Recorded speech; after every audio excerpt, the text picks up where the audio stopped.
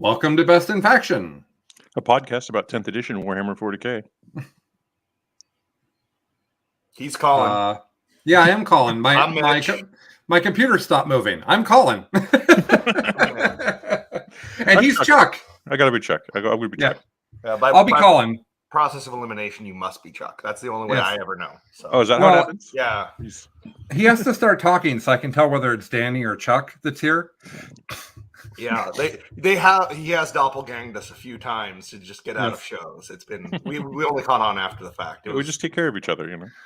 For those that don't know, at Charity Hammer, Nick Nanavati got confused about which one was Danny and which one was Chuck, but that was not as funny as Alex McDougall saying that Danny looks like if someone was trying to draw Chuck from memory, which is really funny.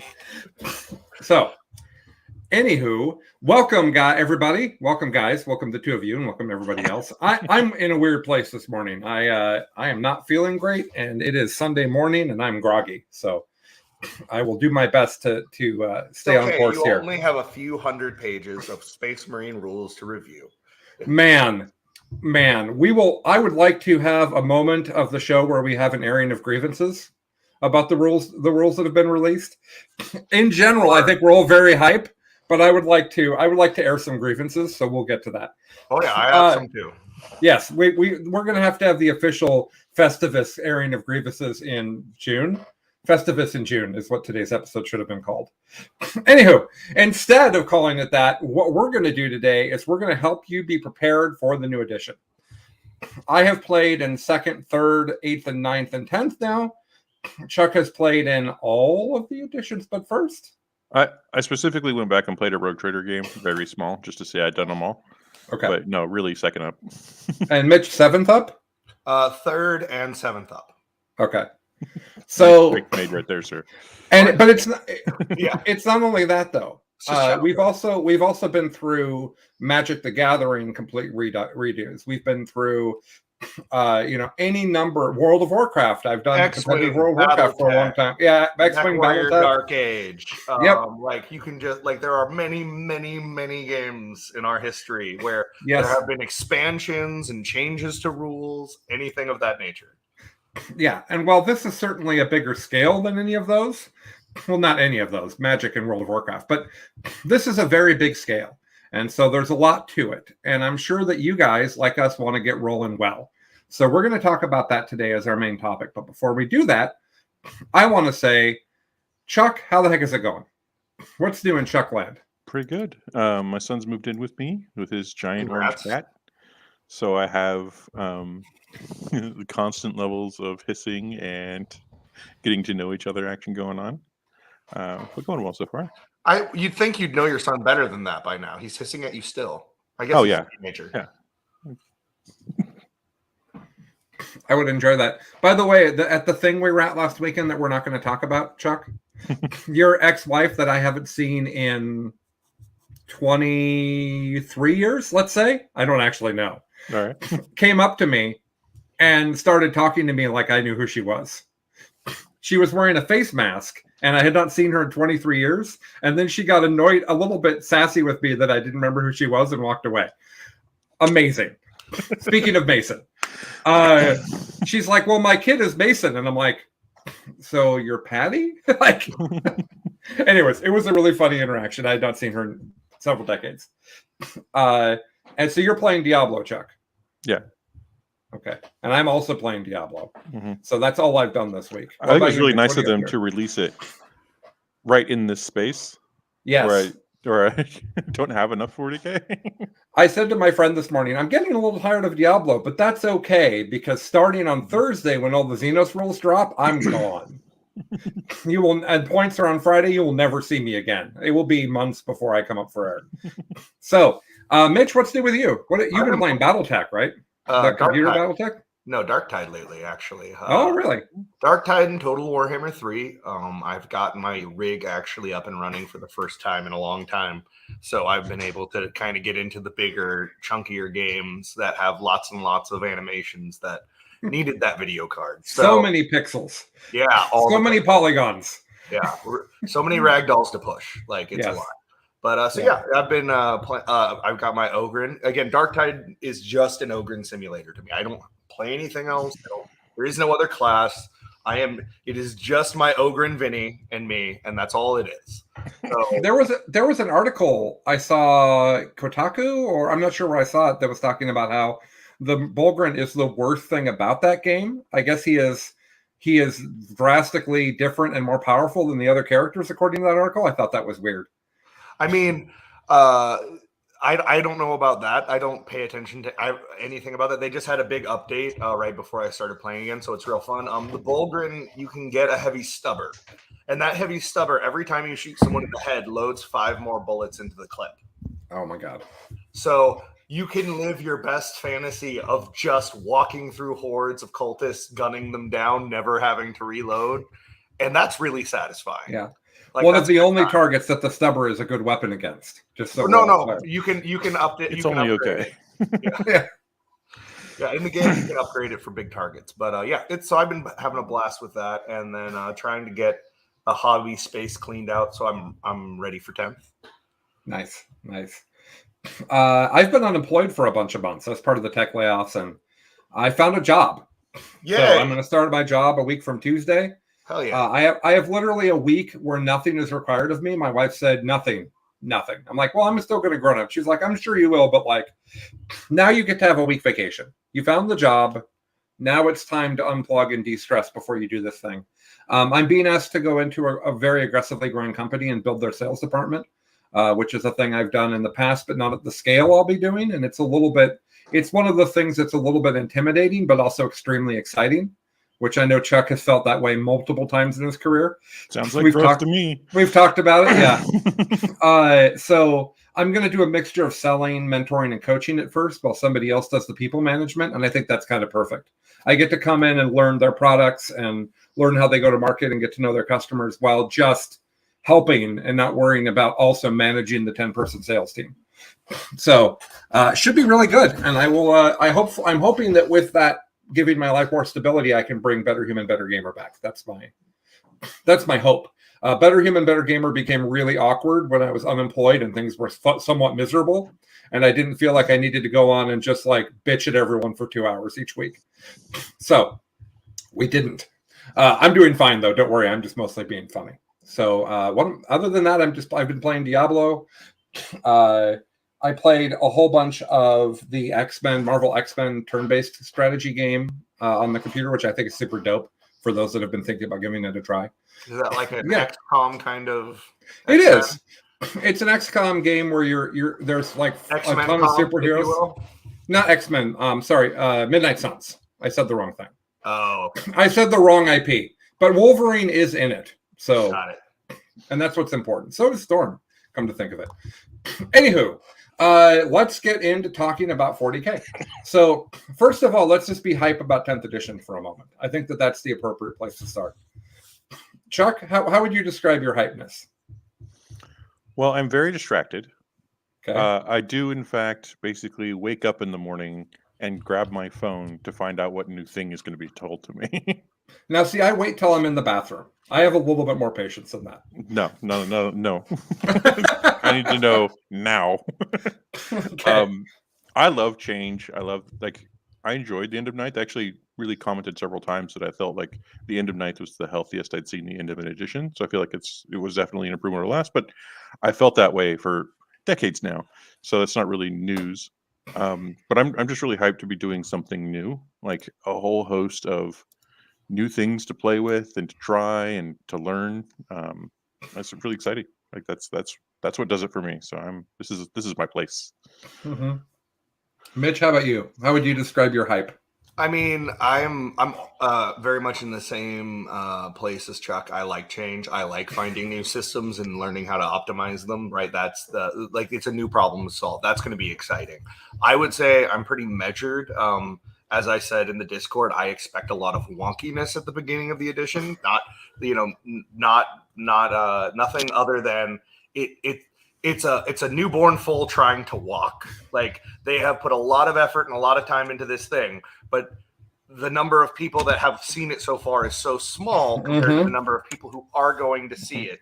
There is going to be a lot of stuff that has to be changed quickly or adjusted or tweaked, or it's like, oh man, we had been playing it this way, but clearly the wording we used is being interpreted by the population this way. There's a lot of different things like that are going to happen. And so I think where I'm at is trying to make sure I have a reserve of patience for that, so that I'm not disappointed by it or caught off guard by it. Did you buy that at the store? I'm not sure where this reserve of patience comes from. How do You have to build it yourself internally. It's actually harder. Yeah. It's a muscle. Try having a child. I'm terrible. Really build it up pretty quick. I'm terrible at building things, though. Yeah, even more so. Yeah. I think that's well put, Mitch. I think that yes, we need to build up some patience, and I think we'll talk about that in just a moment when we talk. I'm going to talk about the Eldar internet thing that's happening, and I think that will set us up really well to talk about what the new edition will be like. But I will say one more point real quick. Mitch, go for it, man. Yeah. So the thing I would like to say to people is, like, in this new edition, we're going to need to call balls and strikes for GW. They are actually listening to some degree, it seems like.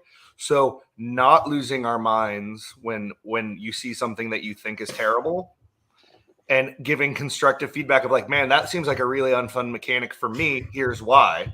Is much more useful. And so that's part of why having that reserve of patience. I want to help make the game better and get more out of it, not just get upset and throw up my hands and set my collection on fire. Yeah, I think that's true. Sorry. So no, you're right. But before I want to add on to what Mitch is saying, but I want to be hyped first. I'm with them. I actually think that I am addicted to new even more than either Chuck or Mitch. I think that I have a almost unhealthy desire for new. In fact, that is a thing that has been identified in my personality previously by professionals. I love to have the new challenge, to have the new thing to learn, if it's something I'm interested in, obviously. So I'm the guy in your friend group that is constantly bringing a different army. That's who I am. I love to play different things. I'm actually a little bit overwhelmed right now because I have all of these armies, and I'm realizing that, especially starting a new job, I will have exactly X amount of free time. And I want to do really well at Tacoma. What's it called? The Tacoma Open? The GW Tacoma thing. I don't know what it's called. I think that's the title. The GW thing that we don't know the name of. So I'm going to that. By the way, John Lennon's coming out for that, guys. So that'll be really fun to see. I can play round one again. That'll be great. Yeah. So like John and Alex and Tyler Bortel and I will all be there. And we're literally the 5-year-old making meta Tyranids chat, and we're all going to be there. I think I can't play Tyranids just because I don't want to have a mirror into any of those guys. But I'm having a hard time figuring out what I want to focus on, because I know that we're having a giant gaming weekend, which we'll talk about this weekend, not today, but next weekend. And I can't play every army I own on that weekend, and I won't want to. So I've been trying to decide what gets attention. And that's been really, really fun for me, honestly, having conversations with my friends like, well, I'm thinking that I don't need to play Space Marines right now, and I don't. So anyways, that's where I'm at on 10th. Now, we are going to help you guys with preparing, okay? But before we do that, let's set expectations. Should we air grievances first and then set expectations? Should we do the negative and then roll into the positive? That probably makes sense, right? I mean, I think you could go either way. You could set expectations and then say, hey, these are the things we're struggling with, but we're managing those expectations. I think we're let's air some grievances. Sure. Mitch, do you want to air the first grievance? Because you seemed really excited about airing grievances. Sagas. Oh, yeah. Please, Mitch, you have the floor. Yeah. I'm with you. I'm not a Space Wolves player, but this time I'm with Mitch. Go, Mitch. Okay, so for the uninitiated, because if you don't play Space Wolves, why would you care? Space Wolf players barely did. For the last two editions, our Warlord traits have been called Sagas. They came with a buff that went on the Warlord, and then when the Warlord did a thing, the next turn, really important, you would get an effect. This has been one of the most unfun and ignored mechanics in the game. It's right up there with leadership in 7th edition, or 8th edition. I would literally just tell my opponent, don't worry about the saga. My Warlord gets this. The other thing is never going to happen, and it's not going to matter. And then if it did happen and mattered, they would feel bad, right? So if you are able to make it happen, you get rules that your opponent wasn't counting on you having, and that's not fun for them. Or if you're playing against a good opponent, they know what you have to do to get access to your rules, and so you never get access to your rules, and that's not fun for you. But they gave you a warlord trait, and you had to take one, right? Normally, you just take one from the Space Marine Codex. Now, it's just the Space Marine or Space Wolves chapter tactic, which is worse. We get 0 buffs unless we do a thing. And those things involve being in your opponent's deployment zone and other stuff, and the effect doesn't take place until the next turn. So I have to risk everything to unlock a rule that you can mitigate, and then possibly expose or over leverage myself to get the rules I need. And then I'm out of position, and those rules don't come into effect until next turn. This could have been fixed like at any time if they just made the effect come into place immediately. That would be okay. It's still dumb. You shouldn't take core faction rules and then make you have to do things in the game to have them. That means that you're playing at a rules deficit guaranteed turn 1. Period. I always have less rules than you. Yeah, I think it's worse than that. I think that your grievance. I would like to level up your grievance. Sure. So I actually was thinking grievances wise, we talk about the implementation and higher level stuff, but this is fair because he's right. Also, the Dark Angels one is also trash, and I could argue that the Dark Angels one is worse. I probably wouldn't, but I could. We could have that debate. Yeah. Here's the bigger issue. These things replace the doctrine rule. Yeah. That's the issue. The doctrine rule is one of the best detachment rules we've seen from everything that they've previewed. I don't know that it's better than Eldar, who just gets to reroll 1 hit and 1 wound on everything, but it's really, really strong. Power from Pain also looks really strong, but it's really, really strong.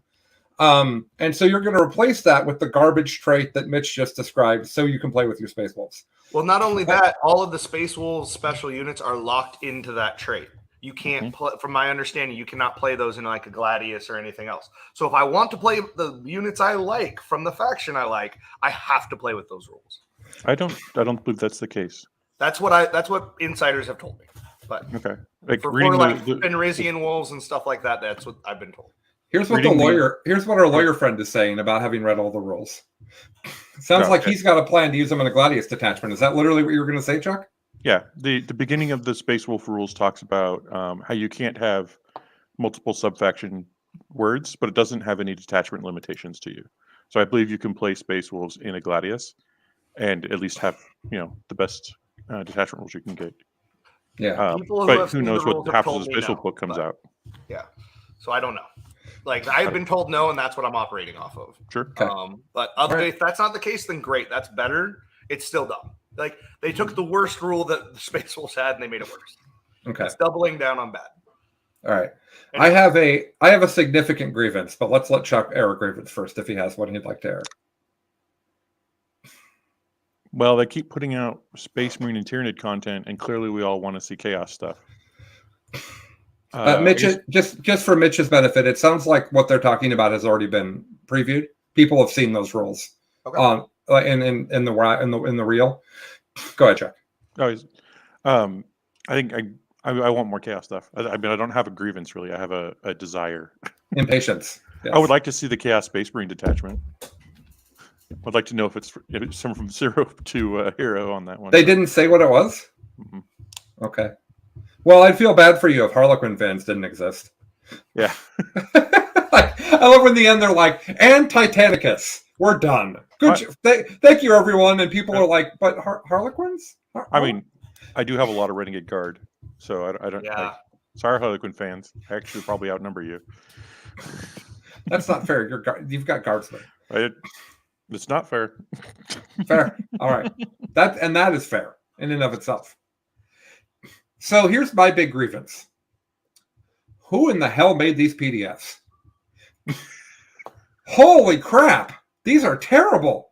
Yes, they're great. Yes, it is great that digital rules are being given to me for free. It's great that I'm getting them before the edition has actually come out so I can read them with no points, which everybody knows why they're doing, right?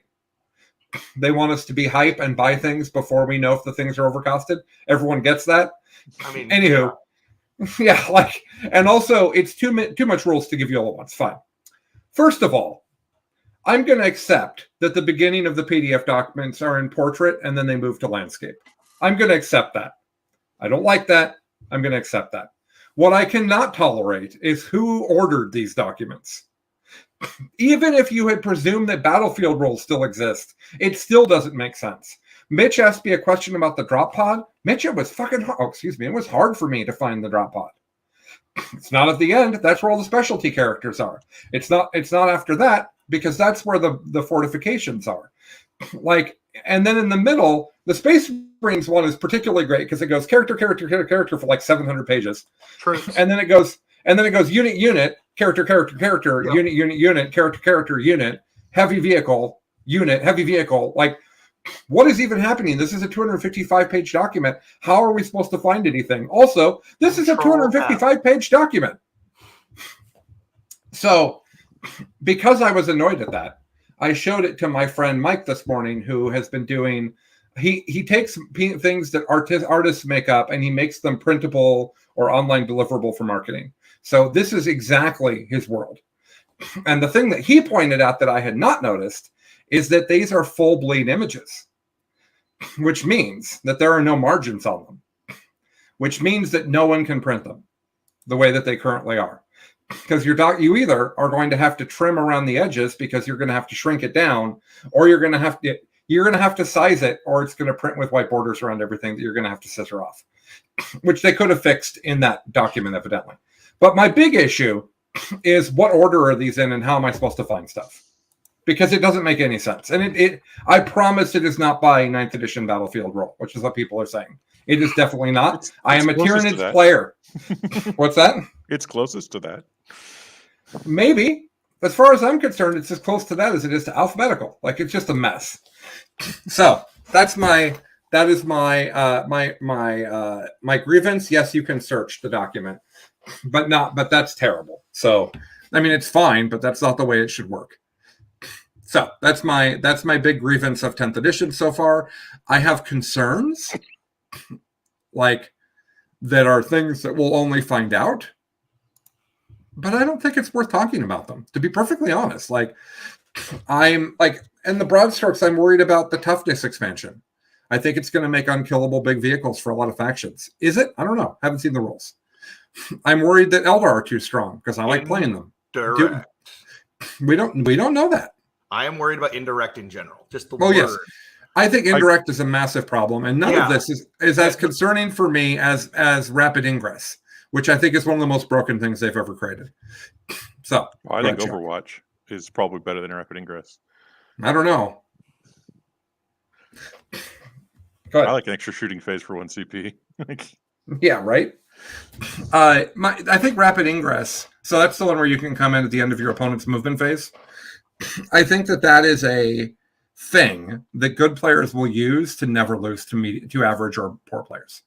I think that it, much like player play strain, I think that it makes the game imbalanced, because what you guys probably aren't realizing yet is that in order to stop that from wrecking you, you're going to have to do multi-level screening. Mm-hmm. And multi-level screening has been a requirement in the past, and people are bad at it. And I don't know how quickly people are going to learn it. So I think that strat has a lot of problems in the literally everyone enjoying the game point of view. I think Overwatch is the same thing. I think these are rules that are going to be real big feel bads for people that are not at the same skill level as our opponent. And I would like you to be able to beat someone who's not at the skill level, because otherwise we don't need to play. So, yeah. Grievances aired. Move on.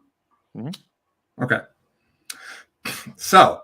Oh, one more grievance. Why'd you have to kill off the termite? The Terrax pattern termite did not need to be killed off. Like, everything else I don't care about. I own lots of the other stuff. Fine, you want to rebalance. The termite was cool for AdMech. It was cool for Marines. Chaos Space Marines had access to it. It was cool. It had been priced so high for so long. Only people who loved it were using it. That's my only other grievance. All the other Forge World stuff. The Brass Scorpion, of course, is bullshit. I think that the Demacaron thing is mean. At the beginning of 9th, they made this wildly broken monster that cost like $700 on Forge World's website. It was like $200, but it was a lot. And people bought them until they were out of stock permanently. And then people China casted them. Like, people put money and hobby effort. And yes, it's not okay to China cast, but GW was out of them and people made their decision. So you've got this huge amount of people that bought and hobbied up this thing 2 years ago that was expensive, even if they bought it from GW, and now it's gone. I think that's jerky. I think that's a jerk. I think that's like saying we got all of our money, moving on. Like, not okay. I mean, it's clearly not about money, because a lot of the things they just released a bunch of plastic kits for. So if they were trying to make money, that stuff would still be in the game, because they have brand new molds that they want to make sure that they, make their numbers on. But they can only have so many molds in play. Never mind. Let's not get into this. I'm sad that the Demicarons are gone. I'm not sad that all my Vanguard vets have the wrong weaponry on them. So, not sad about that at all, because Vanguard vets were rude and disrespectful then churlish for an entire edition. And so we don't need any more of that. Okay. Let's talk about Eldar and then roll that into expectations. Some of the Eldar rules that have been previewed are too strong. The D cannon, which we talked about on This Week in 40K. So if you want a full update on that, listen to the beginning of This Week in 40K from Tuesday. I'm not going to go through it. I knew from the moment I saw it that the D cannon was incorrectly created. The D cannon was to a point where its point cost almost didn't matter. Yep. That was its power level. So in general, when you see things, you have to remember we haven't seen points. I don't think we've seen all the secondaries. We haven't seen the mission pack. Like, there's a bunch of stuff we haven't seen. We haven't seen the rest of the Eldar book. We haven't seen a ton of other armies. We don't know like anything about Drukhari. We don't know hardly anything about CSM. We simply don't know what the game looks like. Okay. But D cannons, when people read the sheet, immediately saw what the problem with the game was. And the problem with the game was that Devastating Wounds is badly designed. We'll talk about that another day. My read is that everything with Devastating Wounds is going to be broken. Probably not universally, but that's how it feels. So they gave the thing that shoots indirect Devastating Wounds, and they gave it to an army that just gets to decide they have 6s. What we figured is that with relatively normal resources, you could just decide that something takes like 30 mortals on the first turn of the game. Just decide. That thing, 30 mortals. That's not okay, guys. And it's not. And you know what? I think they're going to fix it. With 9th edition, we got a day 1 FAQ for all of the stuff that they had created. I have no reason to believe we won't get one now. In fact, I've been getting rumors for a week now that we're getting a day 1 FAQ. When is that? Don't know. I do believe one Mike Brandt said it on stream. Yes. And in fact, in response to one of the things they were talking about was the weapon platform data sheet. Like, he also, by the way, referenced the damage reduction 1 to a minimum of 1. None of the cards say minimum of 1. All the cards don't need to say minimum of 1 if we just understand that the game doesn't let you go to 0. Then you get to save a sentence on every card. We haven't seen all the rules. Can we wait? Right? People are upset about that. I get it. So the D cannon, too strong. Eldar rules look really strong. But we don't know points. What if D cannons are 200 points? They'd still be too strong, but they'd be expensive. No, I don't. I mean, you wouldn't take 9 of them. No, but they would still be able to manufacture a game state that is unwinnable for a majority of your average players you're encountering. Right. So I agree that D cannons are not okay. I agree that Eldar rules look strong. We don't know the points of D cannons. We don't know if they're going to get nerfed at day 1. We don't know anything else. Here's the thing. I think that guard indirect is just as concerning for the game as D cannons are. Just as concerning. I don't understand how anyone looked at those previewed rules and didn't see all the ways to make hyper accurate indirect fire. Guess what hyperactive indirect fire is when it can't decide on which target it chooses, and as soon as it goes behind a wall, you forget that's right. Hyperactive indirect fire is actually when I get too mad on Discord and just start railing out at people. No, I don't do that. Not anymore, at least. So, indirect fire from basilisks just destroys D-cannons immediately. By the way, basilisks have a longer range than D-cannons. There you go, guard players. You're solved. You're not worried about D-cannons anymore.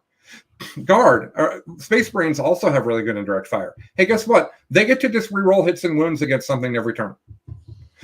Seems like that's a really good way to kill D-cannons. Okay, guys, we have 2 factions now that can counter D-cannons, right? Who else is it going to be? Are orcs going to have indirect fire with AP, Chuck? I would bet yes. But they won't hit with it, though. They won't hit with it, sure, but like... Will they have enough volume that will fight in the shade? Yeah. Right, I'm just pointing out that I'm more concerned about indirect fire than I am about D-cannons, and I'm very concerned about D-cannons. Like, we could talk for the next 15 minutes about why I think indirect fire is as bad for the game as knights are, which is a rant I've done many times in the past. I don't want to make today negative. What I want to say instead is, you don't know the game. There's another topic, which is, should armies be allowed in tournament without facts? That's a bigger problem than banning Eldar from tournaments. So there's all these people online, well, we're just not going to let Eldar be at the tournament that's a week after launch. Okay, do you know that nothing else is the level of broken that they are? Do you know that?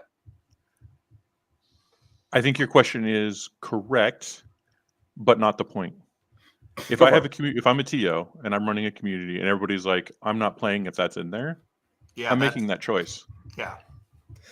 But people are overreacting. We have not seen the whole rule set. So, but I was going to come in with the exact same point Chuck made. As a TO, if I pull my players for an event and they say we want this thing banned, and there's only one person playing that army, I'd talk to that person and be like, hey man, everyone feels like this army is broken. Do you have anything else you can bring? Because I don't want everyone to hate you, and I don't want everyone to hate me for including you, and I don't want to exclude you. Right? Like it's just so ridiculous, though, Mitch. Come on, man. We've seen 6 data sheets.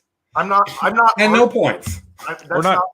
We're not saying that you're not correct, Colin. None of that matters. But it's not the TO's fault, is what I'm putting out there. Yeah, if the TO didn't make a mistake, they're doing the right play for the right situation. Okay. All right.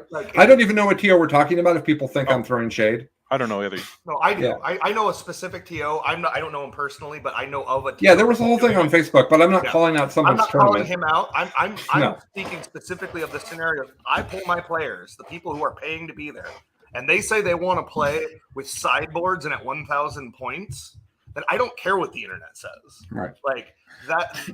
I completely agree. Yeah, I 100% agree. Completely agree. I just don't think that is putting TOs in a bad place. Yeah. Because again, so thoughts are viruses, right? You can infect people with what you say and think. So when the panic over a profile is very easy to spread, right? Mm-hmm. And so you're trying to advocate for a more reasonable and calm take, but a lot of people are just knee-jerk reacting. I'd also point out, because Eldar have been broken many, many times. Yes, right? And I understand that it's a big feel bad for Eldar to be too powerful. Completely understand that. Well, no, and that's why earlier when we were airing grievances, I just said indirect. I didn't say D-cannons. I didn't single out Eldar. I just indirect in general seems like as someone who's a big fan of indirect and has used it to a very effective. Like I'm looking at it, I'm like, man, I can just make things that are really not fun to be like on the other side of. And at the competitive Mitch in my 20s would have been like, sweet, I can build unbeatable armies.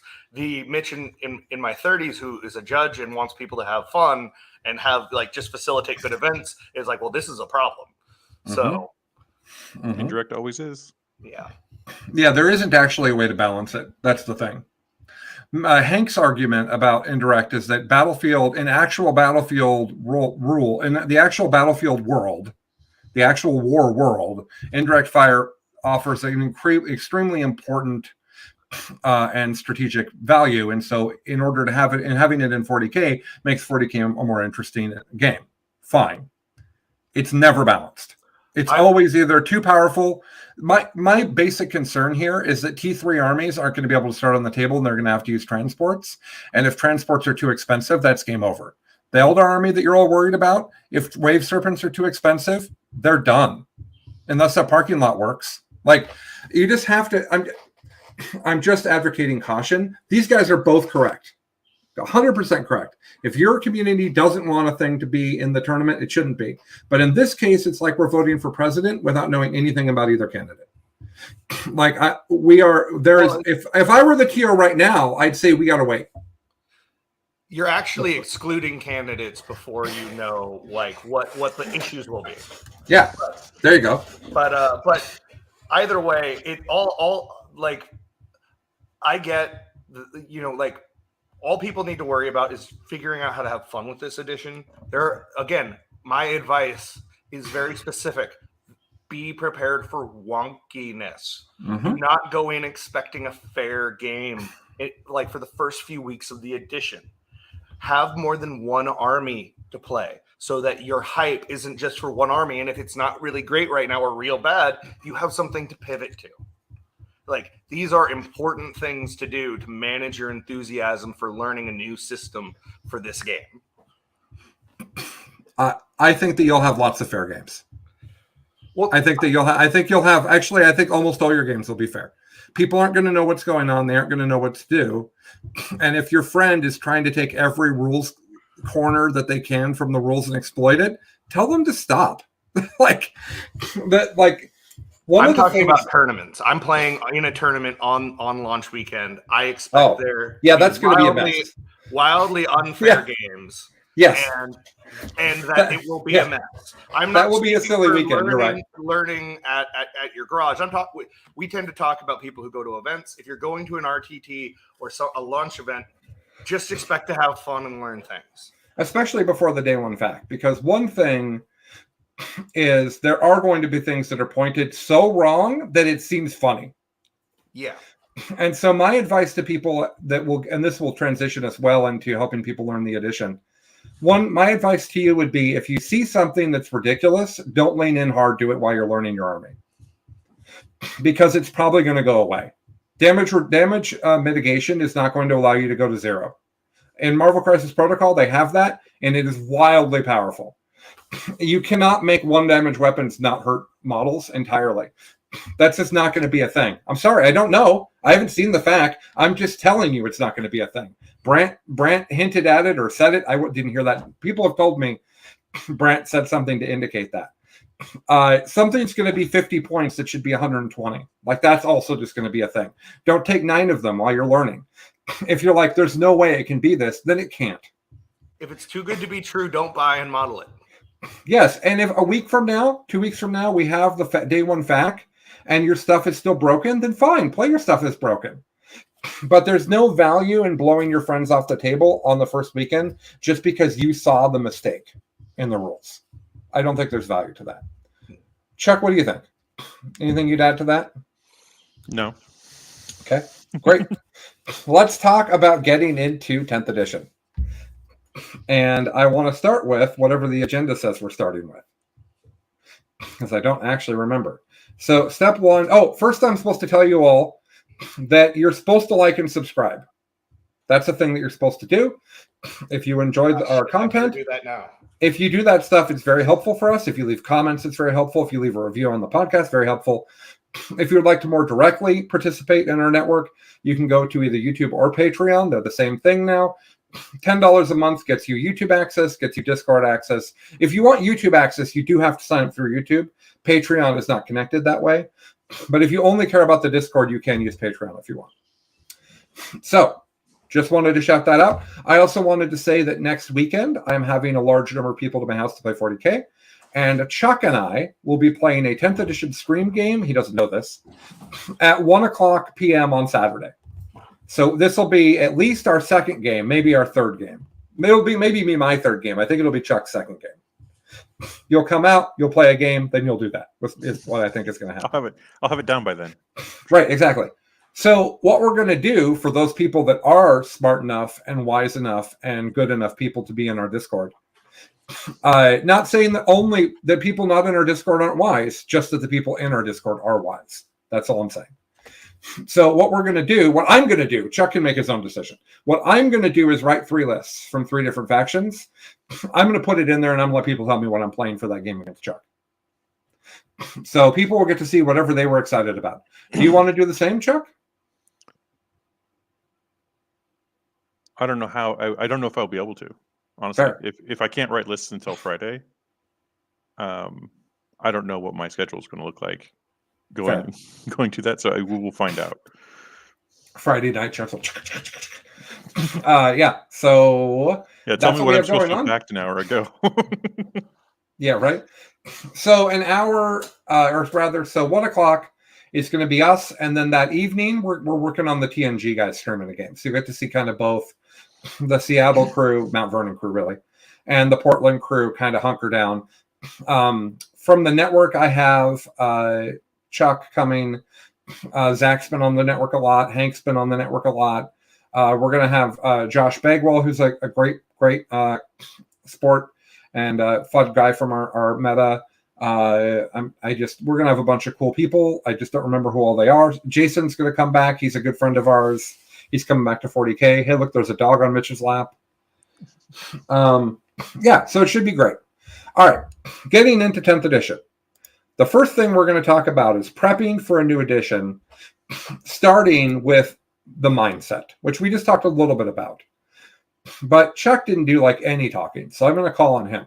Chuck, what do you think your people's mindset should be like right now and for this first weekend for learning all of this? The most important thing is to play. And I don't mean play the game. I mean play.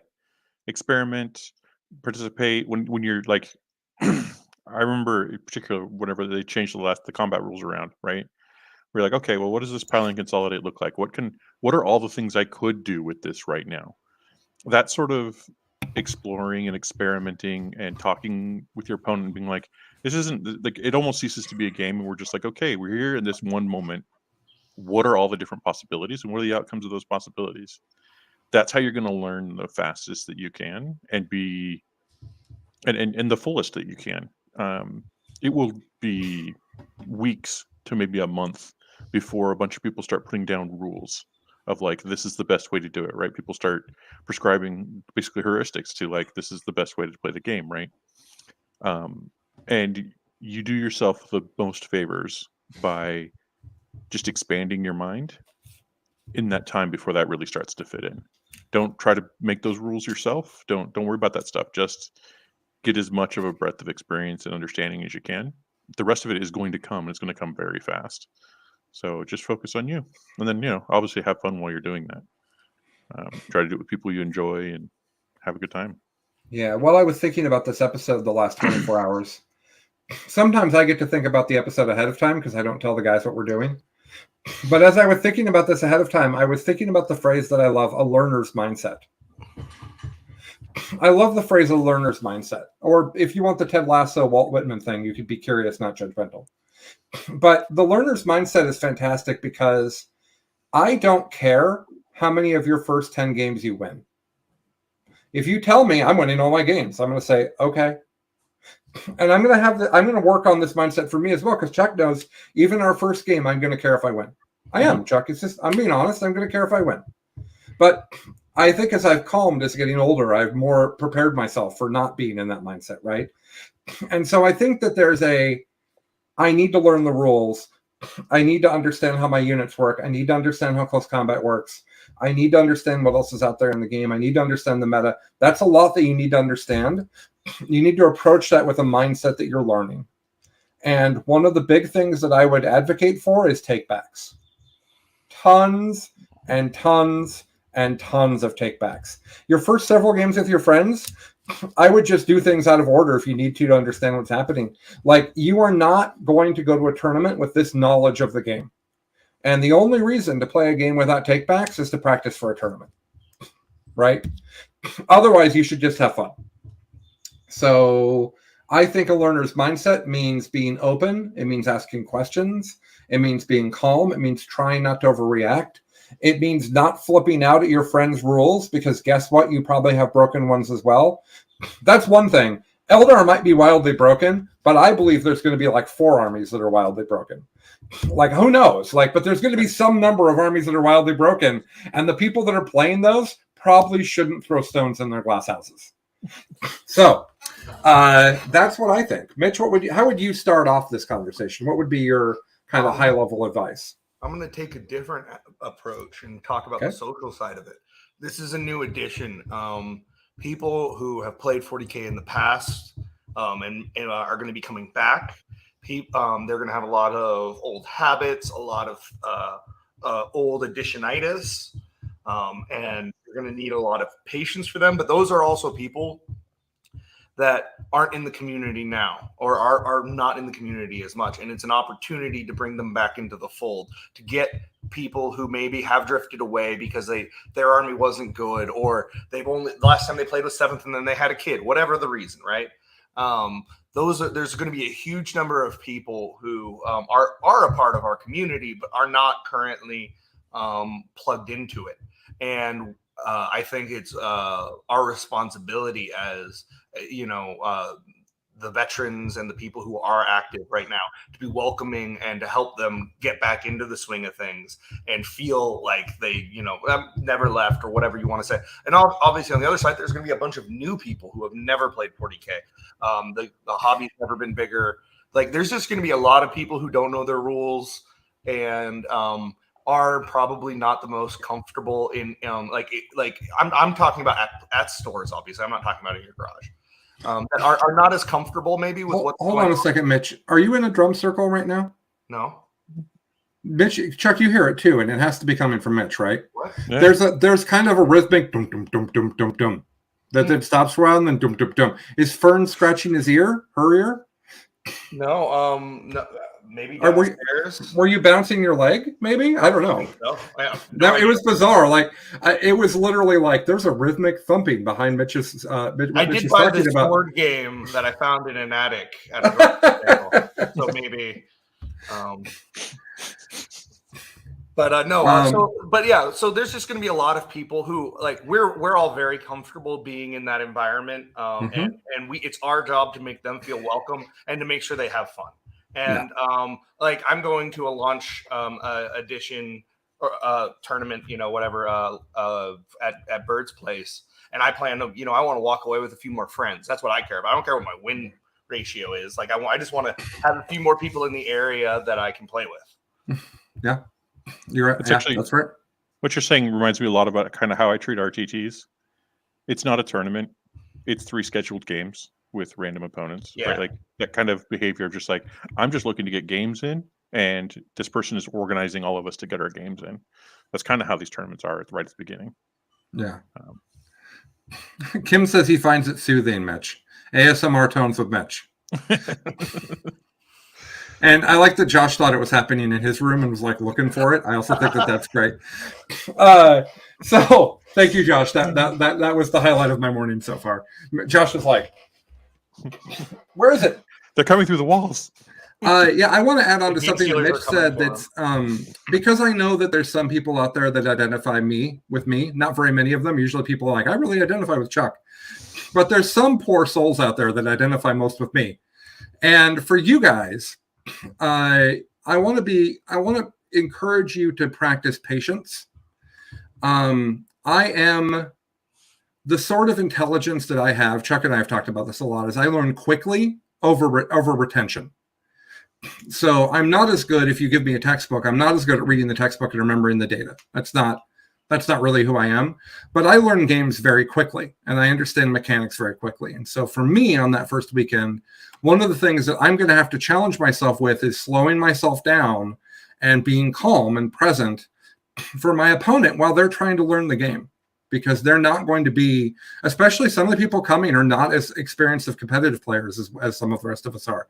So, if my first game takes 4.5, 5 hours with a friend, I need to just enjoy that time and accept that they'll take time to do that. And that's not a thing that I don't understand. It's just a thing that I'm going to have to actively be conscious and aware of. Yeah. Okay. So those are high level things. I would say along with the rules mistake thing, the takebacks, whenever you see someone maybe doing a rule incorrectly right now, you also think about your language and how gently you want to correct that. Obviously be like, hey, I don't think that works that way, or maybe I misunderstood the rule, but everyone's learning the game right now, and there are people who can take it as you're implying they would cheat when obviously you're just trying. Everyone's learning the game, so being aware of your language of saying no, you're doing that wrong versus oh hey, I'm not sure it works that way is real important. I thought it worked differently. Is kind of my go-to. Yeah, that's a great one. Just one of us is wrong. Let's go figure it out. Yep. Let's learn together. Can I see that rule so that I'll remember it? Yep. Yeah, that's a whole other level. Really good one. Hey, guess what? I think about how to say things. So I think that this is all right. I think that the next stage for people is that they need to figure out how they learn. This is something that I'm spending a lot of time with my medalist right now. He's struggling wicked hard with school. He's got bad ADHD like I do. And we're having a lot of conversations where I'm like, yeah, but I know. He's like, well, I learn video games fine. I'm like, yeah, but that's not what I'm talking about. When I want to teach you something that you need to know that isn't as interesting as a video game, like how do you learn that? Are you a reader? Do you read everything and then can put it into practice? Are you someone that needs to have it explained to you? That's fine. That's lots of us. Do you need to watch it be played? Right? Maybe you have your friends over and they play 40K and you look through the rules and you watch and you ask questions, right? There's lots of ways to do this and you need to figure out what your method of learning is. What I'm going to do is I've read the rules several times and I'm just going to wade in. And that's going to be fine for me. But I think other people will want to watch a stream first, like maybe at 1 o'clock on Saturday. And I think that other people are going to want to talk things through with their friends extensively before they play. There's lots of options here. What would you guys say about kind of people kind of adapting to how they learn? Anything to add to that? I would say Grim After Dark put out a really great basic, like how each phase of the game works mechanically. Oh, okay. And it's humorous, and it's only I think 15 or 20 minutes. Not long. They just go through 2 units interacting, and that's a really solid one. The thud is still going, and now our viewership is decreasing. Okay. So I wonder if we have an actual situation here. I will not touch my desk. I'm very sorry to interrupt you, Mitch. My anxiety about our listeners got the best of me there. I will not touch my desk because I imagine it's something. I think you might just have to mute when you're not talking. Okay. Yep, it was Mitch. I was really excited to find out it was you, Chuck, because I was muted when it first started and you weren't. And I wanted us to make Mitch super self-conscious about it and then not have it be him. And then be like, well, I've had I also think it's interesting. I also think it's interesting that Mitch can't hear it. Is it going now? Yeah. Isn't it interesting that you can't hear it and the rest of us can? At all. Yeah. So just make it better. I can hear it, but it's very faint now. Okay, it has to be something with my desk. Okay. I don't know what the deal is. I'm lifting the microphone stand off of my desk, and that's maybe the microphone is shaking. It's not moving. Okay. This is not entertaining for everybody else. Let's move on. I'm entertained just because it's such a weird noise that we're rocking. Okay. So that's a little bit on learning, kind of figuring that out. I want to jump in on that topic. Yeah, sorry, go for it, Chuck. I thought you already had my bad. Oh no, I was letting Mitch go, but he couldn't stop with his drum circles. I think this question is, I think you kind of hinted at it. It's far more important in this game.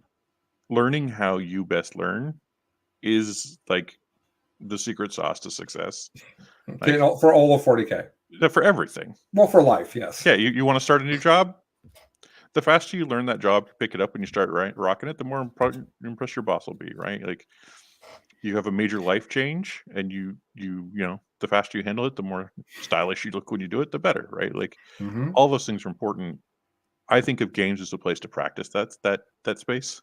Mm-hmm. So I think get out there, practice it, and I guess to add a little importance where it maybe not necessary, think about the fact that that's actually really good for you, right? Use those skills, play in the space a little bit, learn who you are. Yeah. I know for me, I've read the rules through once. I'll probably read them through again before this weekend, but I won't really get them until I've played a few games and then read them again. Yeah. But then at that point, I'm going to be locked in real solid. But it's just I know that from years of watching myself learn and being like, hey, this is how it works. And then it will be army time, right? Like, you have to learn the core rules before you can make good lists. Like, the first list you make are going to crash, and that's fine. So are mine. They're going to be full of these things that I'm sure are just incredibly broken, and they're just going to be like, oh, that just fell on its face. I mean, I'm going to take 9D cannons in every game next weekend, but that's just because we need to be prepared for it. Well, look, 9 Obliterator is going to destroy that, no problem. Man, I love everything about that interaction that we just had. Yeah, I think that Basilisk will, though. Yeah, I think that Chuck is spot on. Like, there's this amount of learning that has to be done, and because of that, I want to ask: do you guys think that you would prefer to play full games to the end, or play till you know without a gambit who's going to win, and then move on to the next game? What do you think is more helpful at this stage? I can tell you what I'm doing. Full games. Yeah, I need to. It's not. Well, for one, I don't think I know who's going to win at this point, and I think I'm actually likely to make the call that I'm not going to win. Sort of my I'm more willing to make the call that I'm not going to win than I am, and I think I'm more likely to make it. Like, I don't think my accuracy is going to be high enough for me to do that and really understand. I am playing in a 2-day event. Is the noise gone now, by the way? It is. But I want to comment that Kim posted 9 of Blitz will be 1,900 points guaranteed, and Chuck's response was, "That's 100 points for characters." So yeah, got to have a warlord. I'm good to go. You got the 10 model Chaos Army with no Chaos Knights. That's a thing. All right, Mitch, go ahead, man. Yeah, so I'm playing in a launch edition tournament, 5 rounds. I won't have played any 40K for 10th beforehand. I'll have read the rules, and I'm just going to go in blind and hot and have some fun. Yeah. I actually was thinking that I'd rather play 3 or 4 turns of a game, and then Chuck talked, and now I decided I was wrong. So that's fine. I came in with an expectation, and I changed my mind. What? And I'm an American. It's bizarre. Okay. That's not allowed. Right? Will the Chuck sisters be coming along this weekend? No. Yeah. I don't know anyone who's excited for their sisters. I don't think either of us are excited to play Worse Eldar at the moment. I mean, that's a joke, guys. I don't have any idea. What's that? I do find that Eldar moves so quick it's dizzying, and that I do want something slower. But no, probably I'm gonna be playing Chaos. I'm excited that the Exorcist is indirect. That's like one of the only things where I'm like, oh, that's an indirect. That should be indirect. That's fine. It seems really good at it too. Yeah. So. It seems into it. I want to see the Adbeck indirect, because that was the first indirect that made me really mad in the game. Because it was like high strength and high AP, and I'm like, what the heck is this? I'm playing Eldar, and my Dark Reapers are like, whoa. Well, it was exactly what was good against Dark Reapers. It was strength 6, AP 2 damage. Yeah, and I remember I started playing this Eldar list that was like, well, first the Dark Reapers are in the Wave Serpent, then they get out and they get -1 to be hit, always in cover, 5 up, feel no pain. we will keep these bastards alive. So yeah, I think 4 games is how I would end up on that.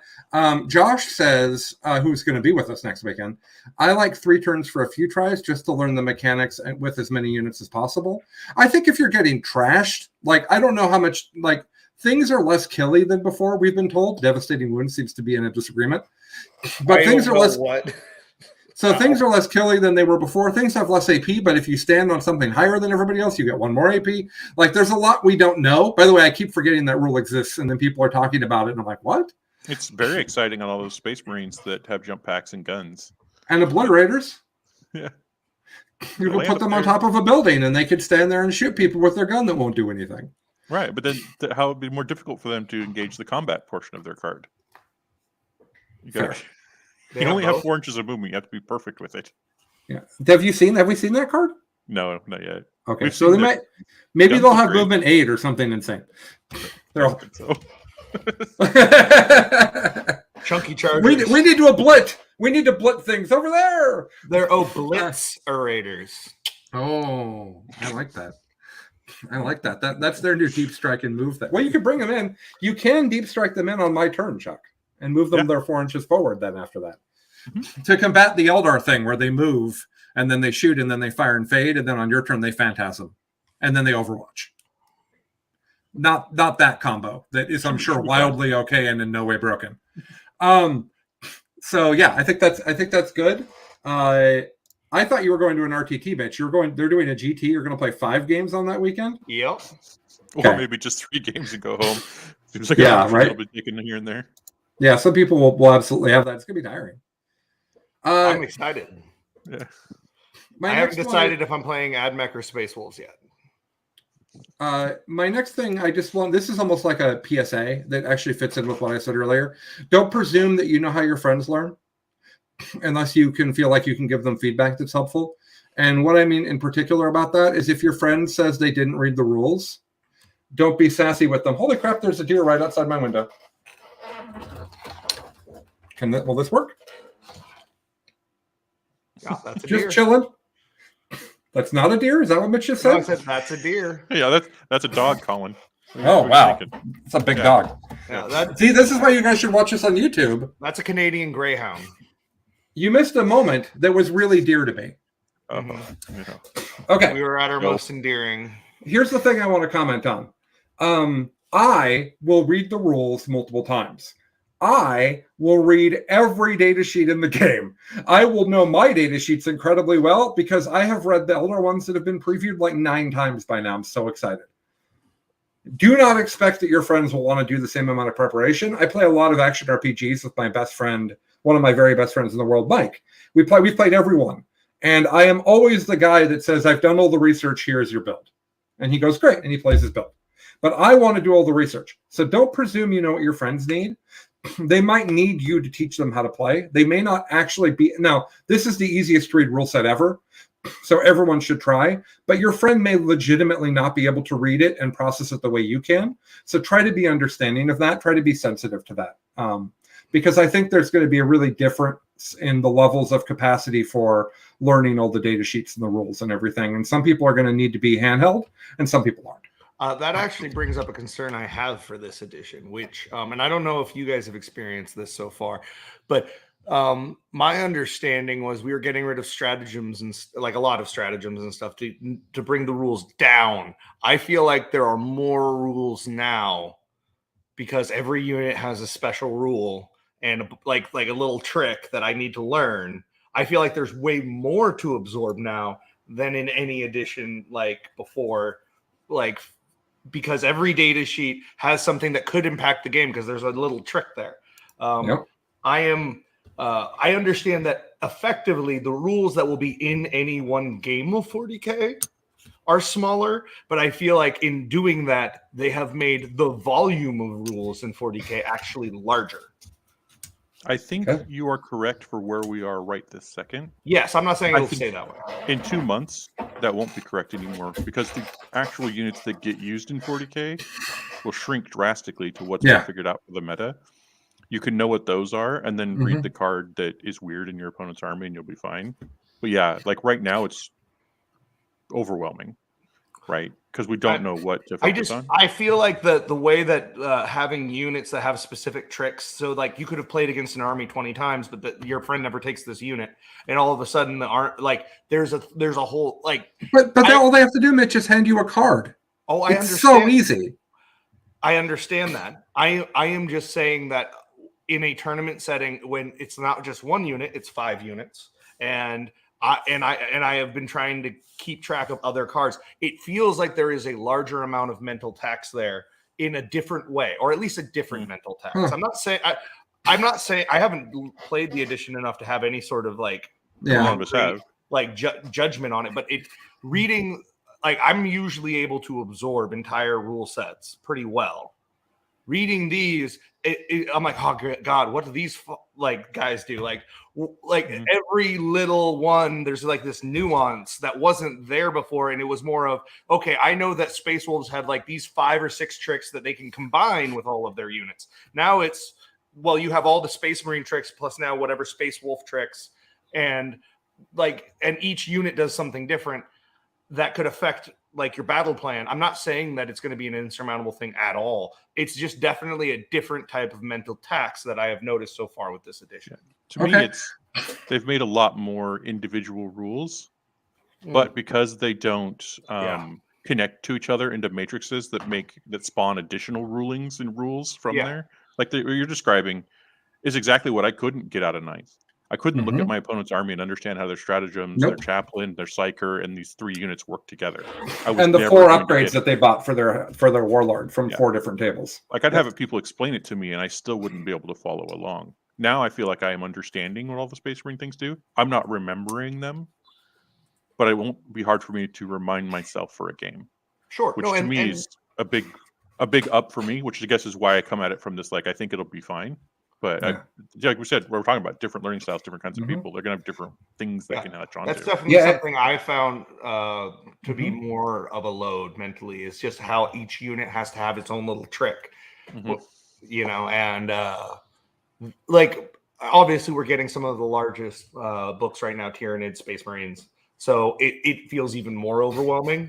It's adorable that you put those 2 in the same tier for how big their books are. But I'm with you. Well, I'm really looking forward to reading the 1,000 Suns one.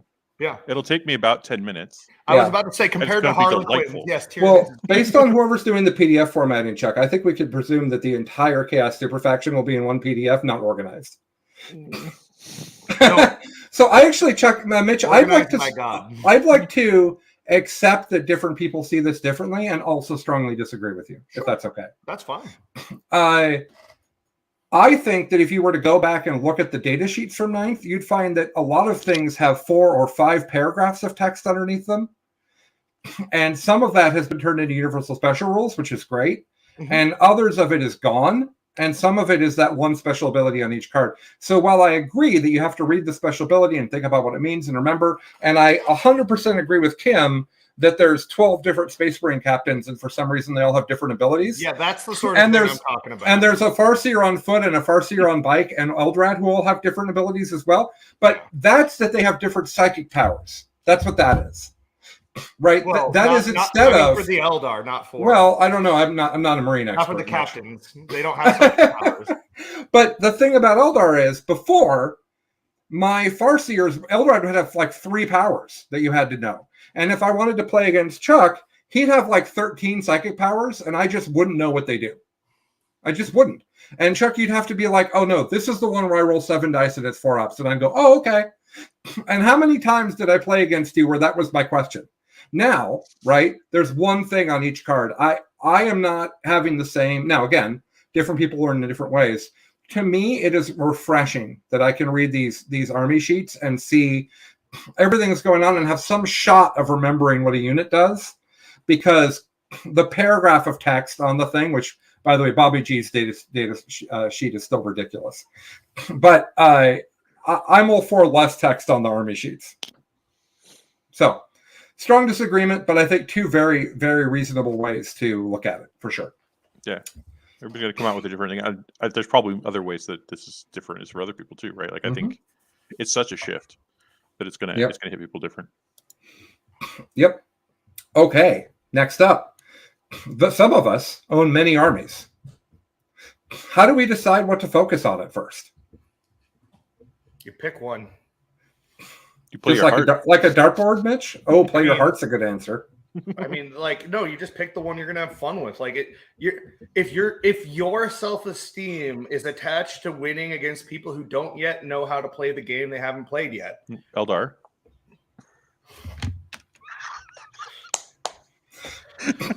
Then that was uncalled for. I'm not saying that my personality is a direct fit for Eldar, but I'm also not saying that. All I'm saying is like just like pick the models you want to see on the table. The mechanics are like, ooh, that looks interesting. Play that. Yeah. Everything else, everything else doesn't matter right now. Like follow the inspiration, follow the passion. Yeah, follow. Like I want to see Fenrisian Wolves on the table, or I want to see a bunch of Skitarii on the table. That's why they're the 2 I'm looking at. Yeah. Guard or indirect obviously looks stronger. Don't feel like messing with that right now. Might change my mind, but like that's not where it's at. Once I see all the rules, I'll pick, but you gotta just go with what you want to see on the table. Yeah. Tuesday morning, I will scroll through the CSM document looking for Vashtor. I will read him. I will make a snap judgment, and then what I read next will depend on how I feel about him. I love it. Off I go from there. I similarly will be looking at Fenrisian Wolves and Logan Slay and Chain of Wolfborn. Because if those are good, then it's Space Wolves, and there will be 45 Fenrisian Wolves on the table. I don't know. I don't know if I have that specific. Oh, yes, I do. Yeah. The Avatar. I would like to play with the Avatar. Kim, who's in the chat, painted my Avatar. He looks amazing, and he has not been on the table. I'm sorry, Kim, don't hit me. Or don't stick your wife on me. She sounds much scarier than you are. You took him out of the thing and put him on the table to show him to me. That's true. I did. I've shown him to many people. That's been his main thing. But he's like, he's literally a monster. He is crazy, and I'm really hoping that his points will not be unacceptable. Because I would love to smash things with the Avatar. I've done that before. It's quite fun. If he's good, if he's like top tier, I'm only going to be playing Eldar probably. But yeah, so for me, it's been more about eliminating people from the equation rather than adding them. So I have, I don't know, let's call it 8 armies. I don't know how many it actually is. 8 different factions, and everybody's rules are coming out at the same time. And I have to be realistic with myself that I won't be able to process it all. I just won't. I won't be able to read everything and pick the best units, and I won't be able to do that. So I've already decided there's going to be lots of Space Marines around. The rules look bonkers. I think anybody who looks at their rules and thinks that they aren't just as powerful looking as Eldar, okay. We haven't seen their points, obviously, but we also haven't seen Eldar points. So I'm not going to play Space Marines. I put them away, actually. Well, I'm not completely, but it's a work in progress. Put the Space Marines away. Then I was like, do I really want to play Harlequins? Not really, but they're probably part of Eldar. Then I was like, do I really want to play blah, blah, blah, blah, blah. And what it came down to is I am most interested personally in Craft World Eldar, Drukhari, and Tyranids. I like Gene Stealer Cult a lot, but Gene Stealer Cult never plays the way that I want to play 40K. It's never been I love the models and I love playing the army, but it's never really fit with who I am. Whereas I think based on the data sheets that Tyranids have I'm going to cover the entire board with things while I punch you in the face, which I love. And I think that Drukhari have an incredible faction trait. And I think the Craft of Eldar rules are so crazy. So those are the 3 armies I'm currently thinking about. And then as the rules come out, I can challenge myself on those things. I can look at the Tyranid points and say, okay, with these points, let's make a list. Am I excited about this list? And so that's the exercise that I'm going to go through. I will play 3 armies, 3 different factions, and then multiple armies from each faction on that first weekend. I'll do that. But a big part of that is just being able to talk about it on the network. But yeah, I'm going to want to see it all. And the reality is I will probably put Space Marines on the table at some point. I'm just deciding where I'm going to start. Yeah, like that's all I'm deciding. I mean, so like let's look at one of the most restrictive players we know, Paul Winters, Slaanesh. Paul Slaanesh. He has Chaos Space Marines along with Slaaneshi Demons, right? He has an option. So if Slaanesh is not where he wants to be, or his heart is right now, and Chaos Space Marines are good, he can go have fun with that, right? Like the beginning of an edition is always a really exciting time, and it's a great time to be in the community, right?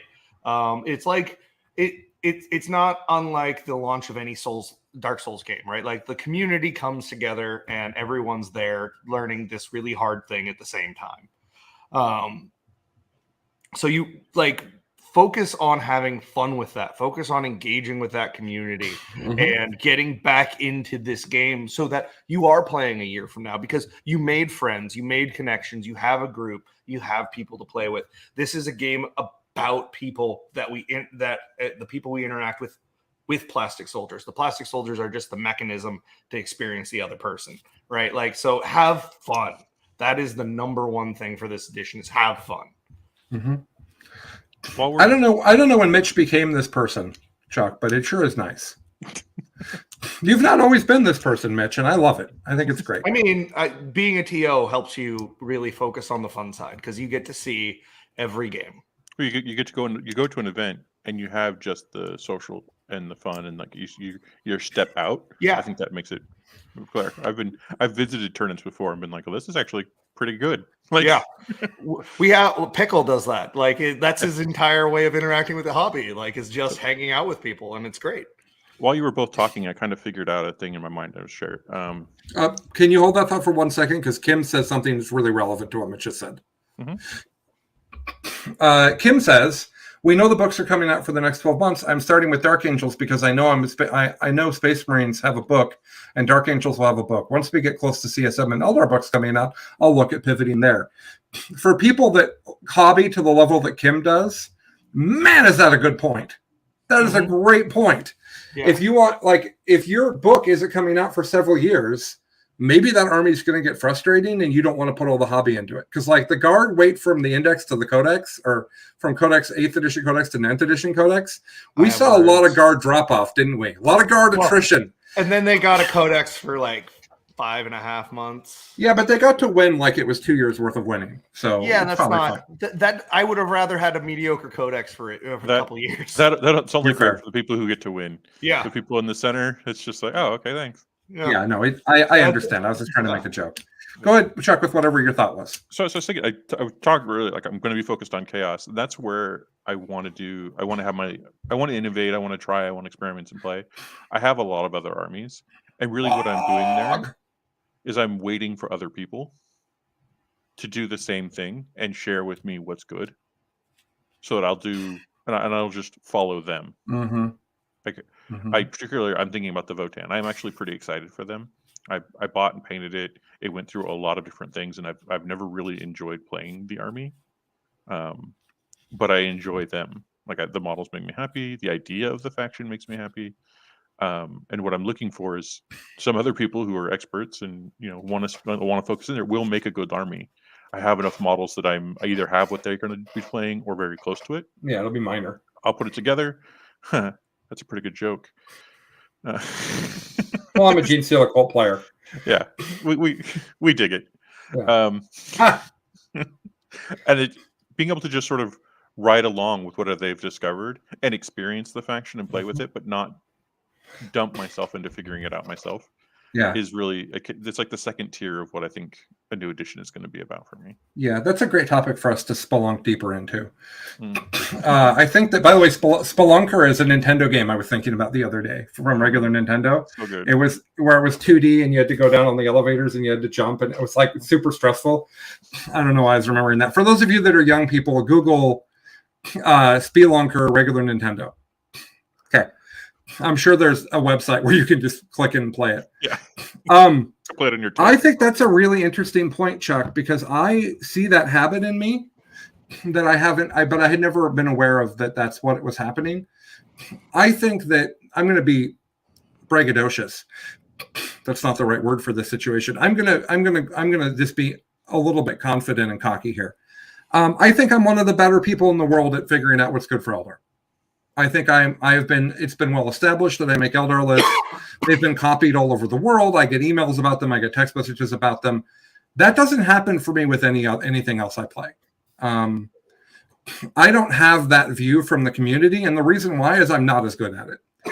Drukhari is similar enough that the skill, like I played different Drukhari lists from everybody else when Drukhari was good. But I don't make Space Marine lists. I made the Dark Angels list that I won that GT with. Well, I tied for that GT with. But that was really other people's lists with me putting elements together. That wasn't me coming up with it from scratch. Most of the time I've won with Space Marines, it's because John Lennon said, "Here, Colin, you'll like this." And I said, "Okay." That's how I won with Ultramarines. That's how I won with White Scars. And so I think that, similar to Chuck, there are armies, probably Gene Stealer cult too, if I'm being honest. I'll probably just take whatever Tyler and Alex tell me to play. I think that there's armies where I'm not interested in being at the forefront. And it's not that I don't want to be, it's that I'm not going to put the effort in. And Eldar, I will be at the forefront. So Eldar is going to get my first attention. If Eldar will probably be the first game I play, unless you guys tell me to play something else on the game against Chuck. But yeah, I think that's a really, really interesting point, Chuck. I really do. I like that a lot. Necrons too. I want to play some Necrons and I want to play some Orcs. I want to play as both, but I don't want to come up with either list. And do you feel the same about Orcs, don't you, Chuck? You don't want to come up with an Orc list, do you? My position on orcs is even weirder. So my friend Don and I play pretty regularly. We haven't been because neither of us is interested in playing 9th, but as soon as 10th kicks up, we'll probably play a weekly game with each other. And he plays almost exclusively orcs. And I am happy to expunge all of my interest in research and passion and inspiration about orcs into like to give it to him, right? Yeah. And to share it with him. So I'm kind of, like I'm next to the orcs all the time. But I don't play them as much as because it's like we don't want to do mirror matches, right? And so I don't know. It's like I'm doing all of that work for orcs, but I won't be playing them a ton, unless of course they come to a place where they're winning tournaments, and I I don't expect for at least the first month or so. I think the Tacoma GT will be the first time I try to win something, or at least the first time I care about what my placing is. Yeah. And if I feel like orcs is the place for that, that'll happen. The other way it can happen is if they get intricate mechanics that I can't help but want to play with. All right, like I'm very weak to that. I will be there immediately. It's chuck bait. Yeah, 100%. I've got a deer update. Okay. We now have 5 deer in our yard eating our rose bushes. Not ideal, but 5 is a lot. So. Yeah. Like we'd let Gus out, but I don't think Gus has got any game against 5 deer. No, those deer will fuck him up. Don't. Yeah, you can't he's he's also never interacted with a deer before, so he might legitimately just run away. One deer would wreck him. Yes, don't even. He would pay dearly. Yeah. Okay. No. Okay, I'm sorry. I'm kind of fawning over all of the puns. Oh my god. Okay. Yeah. The reason I brought up orcs. Yeah. Oh, go ahead. Sorry, go ahead. The Weird Boy is really the only thing I've seen so far that made me like. But being able to just 2-up teleport a unit somewhere, super exciting. Yeah. That's my jam. So like, I don't know why everyone. I don't know why everyone's not talking about Grey Knights match. Yeah. I don't know why Grey Knights are in every 10th edition 40K conversation. Yeah. Hank has them, and he's just like this every time we talk about 40K. Yeah. Just freaking strumming his fingers together like Mr. Burns. I can't wait to convert up my new Grey Knights as underwater with like tridents and stuff. It's going to be great. I thought that's what your Space Wolves were going to do. No, everything's underwater. I'm doing all submersible themed. It'll be underwater guard with diving bells and spear guns and all the good stuff. I have an ancient undead. Your display board should have one of the guys with the bubbles coming out of him in the treasure chest. Oh, I actually have a light that makes it look like the water reflective. The wavy lights. Oh, yeah. Those are really cool. And then the display case is going to be an aquarium for the whole army. Kim's calling it mermaid theme. Just so you know. Fuck yeah. Hell yeah. Okay. We're not doing a good job on language this episode. No. Really not. We're all so excited. Yeah, okay. The reason I brought up orcs, Chuck, is that yesterday we were talking on our we have this chat now that's getting hype about 10s, but really what it's turning into is these are the people that Chuck and I play against locally because we don't have that anywhere. It used to be our team chat, but now it's not. Yeah. And then Discord is for everyone all around the world. And when we spend too much time talking about Pacific Northwest, other people leave. Yep. So I've made this chat and we're all talking. And one of the things people are talking about is not getting reps against things. And the big complaint from that group is not getting to play against orcs before they run into Lucas. And Hank said, basically, every time I play Lucas, I lose because it's a learning game, which is really interesting because Hank, certainly more than me, Hank's expertise comes with research and practice and preparation. Yeah. And so for Hank, going against an army he hasn't seen before, he doesn't know very well, is a very big disadvantage. So interesting that orcs is the thing that we're most wanting. So, maybe Don should come to our launch weekend. He won't want to because that's not the level of 40K that he 40Ks. But you guys were talking about, the armies are going to be putting effort into creating your own lists. And something I have realized for like the time I enjoyed 40K the most was when I was just creating things that everyone's like, what the hell is that? And not following a meta at all and just marching to the beat of my own drum. And so for all of the people who relate to that are listening, that is exactly what I'm going to be doing. All of my lists will be completely original and nonsensical and just what I want to see on the table until I find a play style for myself in 10th. I'm going to just march to the beat of my own drum because that's what makes me happy. I'm excited for it, Mitch. I think In particular, you were talking about it earlier, and it's been on my mind. I'm in the middle of painting my 30 Fleshhounds, and I think we just need to have like a good boy fight. Hound off, yeah. Just we should get the Marvel dog that's so big it has a special rule for people to pet him and have him watch from the sidelines. He's like the other universe observer. He's the judge. He's the watcher. The judge, yeah. Yeah. Thumbs up, thumbs down. Okay, next topic. We've been at this a little while, but that's okay. Deciding what to play, we talked about that. I don't think we need to talk about setting goals and expectations because I think that we talked about that. You're learning. That's your goal and your expectation. My expectations is I'll learn. My goals are enjoy it. My expectation is that rules will not be like set yet, and that this edition has not found its legs yet. That should be your expectation. Like, you are here to grow with the edition. You want to learn these mechanics. Like, they're gonna change. I almost guarantee you, Overwatch is going to change at some point. Like, they will best to make sure it does. They will modify it to some degree. They did that in 9th. They did it in 8th. It's a good thing for them to change those things. That's how we get the rule of 3. That's how we get all of, like, just a ton of great things that we take for granted now. Yeah. That we have to go back to 7th and 6th to be like, no, understand what it was before. These detachment rules are terrible. Now I can take as much if I want as this one thing. No, you can't. The rule of 3 still exists. We built this rule, and it's important. Yeah, mostly. Okay. It's the don't quote the old Magic to me. I was the edge case for which it was written. Yeah.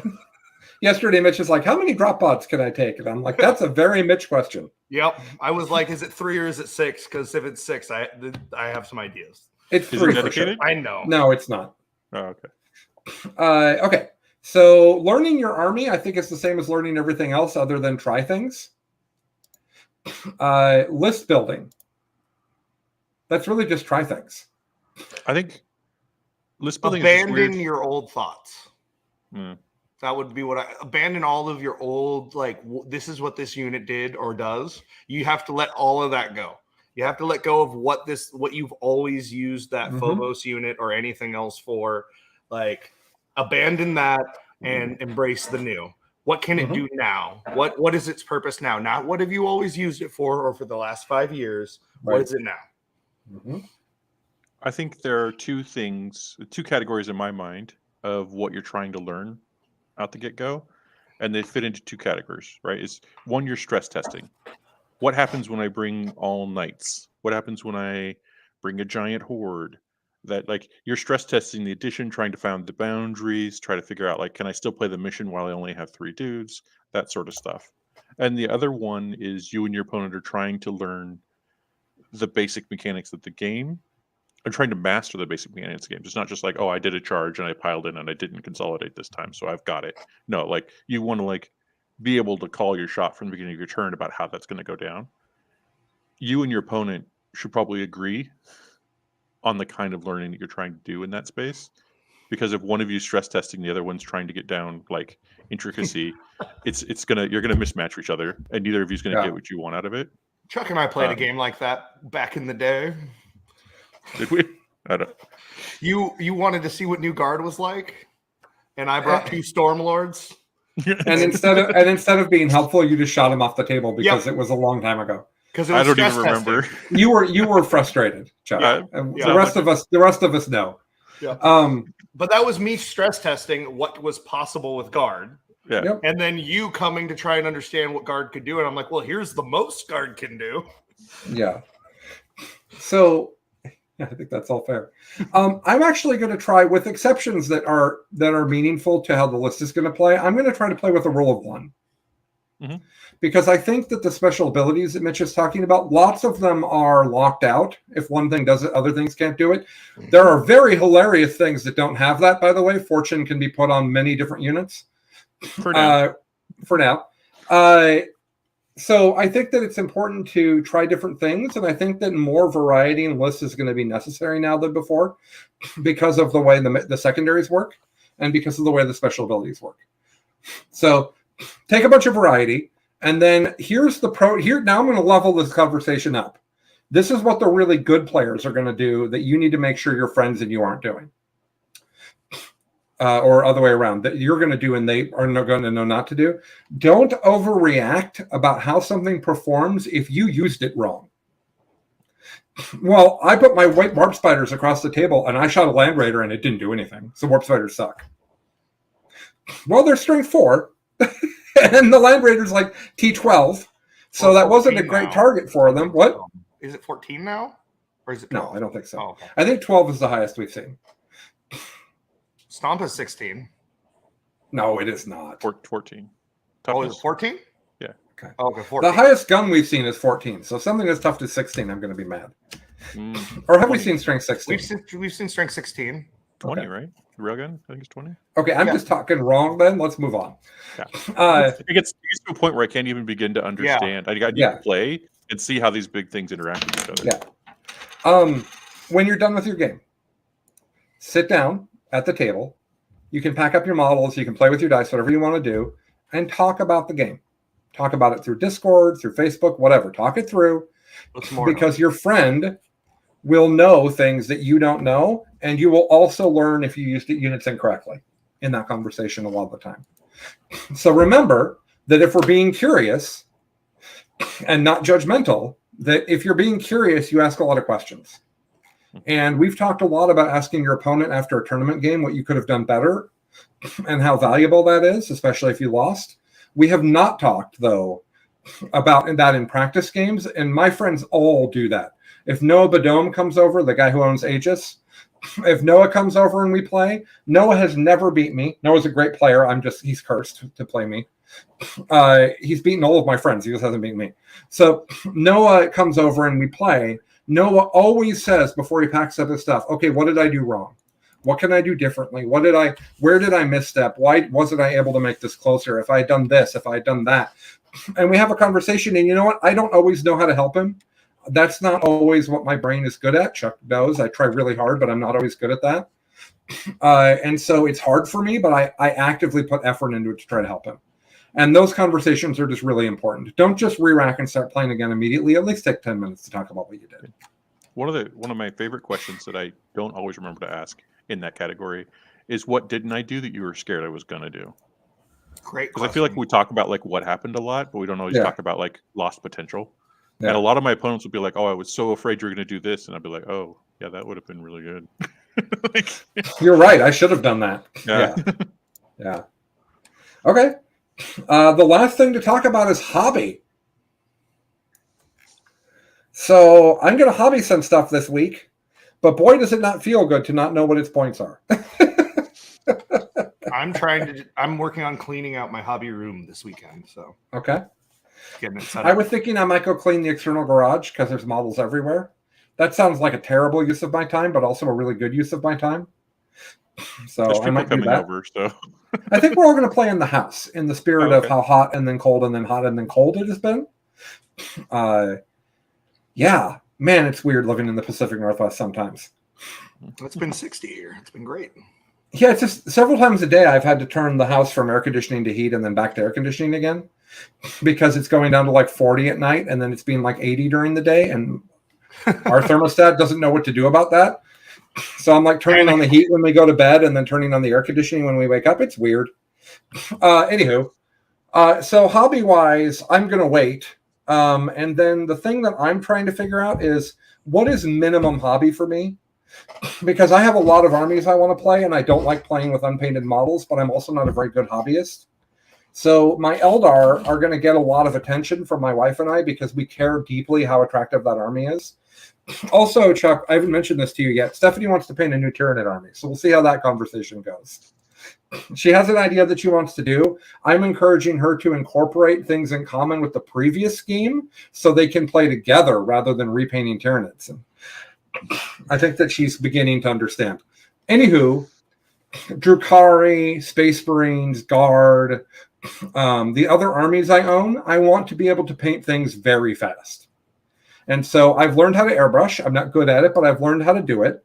And so one of my projects at the beginning of this edition is going to be how quickly can I get things up to paint so we can put them on stream. And because once something's on stream, it does not need to be detailed like crazy. It just needs to look good. And I feel like I can do that. So that's going to be a big challenge for me that I'm going to try to figure out. And today I'm going to start by painting up some zone throats because I love their data sheet so much with a deep, deep passion. So I hear that strength 12 is good. That is what they say. Yeah. Okay. Yeah. Other hobby stuff? I just finished up 3 obliterators because I used to have 12, but I turned 10 of them into possessed, and I needed to make sure I had 9 just in case. Also, I didn't have any that were the actual kit, so I made a squad of them. And then, like I just mentioned a bit ago, I've been working on my flesh hounds. There's something that I did all the build and priming for, and then the project got shelved. And so it's easy for me to just sort of pull it off the shelf and just put hours into, slapping down some colors, and not a very stressful thing, but getting it through. Here's advice from one of the best painters I know. Yeah, that's right, Kim. Deal with it. Get the major base layers in place and pick one thing as the focal point that you give a little extra attention to. One thing that we've started doing with our Eldar is that we create the bases in mass. We'll make like 60, 80 bases on sprue, literally on the base sprue. We use one of the GW ones that they make. And so it's on the sprue, and we'll do the whole thing to it on the sprue. We'll do the whole thing like that. And then as I get new models, when we airbrush them, we know that once they're airbrushed, they're not going to be sprayed again. And so we take them off of their I'm being painted base, and we put them on their actual base that we already made. And base coat plus base, paint the gun. Mm-hmm. That's really good. And that's, by the way, better than most people will do for tournament. A lot of people at tournament won't put that level of effort in. So that's what we do with our Eldar to kind of get them to table faster. And I think that's something that's worked really well for us. Yeah, that's kind of like all of my paint jobs kind of come in levels, and like level 1 is that can go to a tournament, and then there's several levels of detail beyond that. But getting a bunch of your stuff up to that level of like good enough to play with, and then like, okay, well, this becomes an army I'm playing for the season, then I'll put the details in. Works really well for me. Okay, well, let's wrap it up, folks. So I'd like each of you to share one thought that you have that you want to share before we go that we haven't covered, and I will go first if you guys need a minute. Okay, here's mine. Have a sense of humor. Find things funny. If you're at the table and you get shot by, 20 neophytes, which, by the way, if you look at their stuff that's previewed, they can just stack a whole bunch of AP. So if like a whole bunch of like gun wielding neophytes comes in and lands on a building next to you, and your unit gets shot to heck and dies, and you're like, what the heck was that? Laugh. Right? Laugh with your opponent about the crazy rules interactions you're seeing. Be happy for them that the thing that they love is really powerful. Like, try to have altruism in every moment, and try to see things from your opponent's point of view, because if you focus on that, they will have more fun and you will have more fun. Who's next? Well, since you're taking my point of view, crush and destroy your enemies below your feet. I don't know. I think and to hear the lamentations of the women.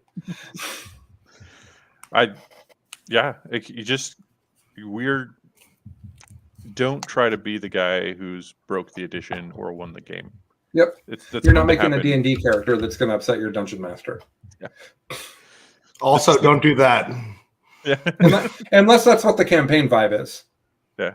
I've certainly played in D&D campaigns where they're like, I've certainly played in D&D campaigns where the DM's like, I want you guys to make the best characters you possibly can combat-wise. And it's like, okay. But that won't upset your DM then. Yeah. Right, exactly. Expectations are met. That's what it's all about. That's actually a lot like Chuck's comment that he can't play casual 40K because he doesn't understand the rules. Yep. Yeah. So, Mitch, do you have a final thought for everyone? Yeah. I think that just not like remember that right now you're not investing in the game. You're not investing in your win record. You're not learning the game and spending time with another person and making friends with them. If you're worried about whether or not you're winning for your first, I'm going to go 40 games.